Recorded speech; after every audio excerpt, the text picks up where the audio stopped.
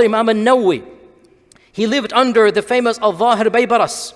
And Al-Zahir Baybaras, he had some good. He defeated the Mongols in Ain Jalut. But as with most rulers, I gave the talk, a few weeks ago about Salah ad-Din. As with most politicians, even those that have good, they're politicians in the end of the day. And Al-Zahir Baybaras had a long list of things as well. Once, under Zahir Baybaras, some of the remnants in the Mongols were going to come back. The invasion was going to be round 2. So he gave a qarar that all of the people of the town, the city, had to pay extra taxes so that he can finance an army. So he said, go to all of the scholars, make them sign this. I'm going to increase the taxes. All of them signed except Imam al-Nawawi. When he was asked, Imam al-Nawawi didn't sign. He said, bring him to me. I shall make an example of him. And if he refuses to sign, I will execute him. How dare he not sign this qarar? Imam al-Nawawi came to the palace of Al-Zahir Baybaras.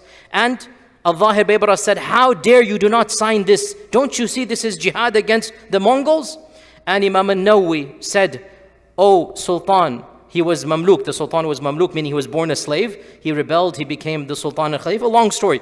Oh Sultan, I know that you were born a slave and Allah blessed you to become king.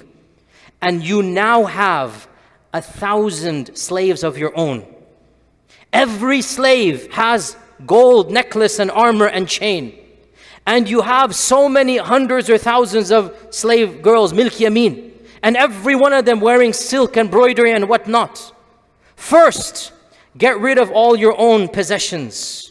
First, live like everybody else and get rid of your own billionaire status.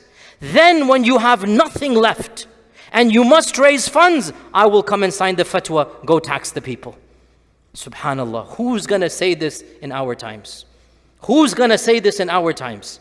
Once you stop being a multi-billionaire in your personal wealth, then I will come and say, yes, tax the people, let us all come together and fight. But while you live in your palaces with 1,000 servants, each servant has thousands of dollars, or whatever you want to call it, on them. How can I give the fatwa to the peasants that they must fight for your war?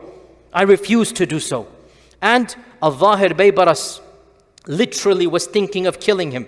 But he said, Khalas, let him go. You're in exile. You're never going to be in this land again. When he left, the vizier said in turn and said to him, O Sultan, you promised you would execute him.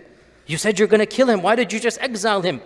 And he said, when I saw him, a fear of him entered my heart that prevented me from giving the verdict to kill.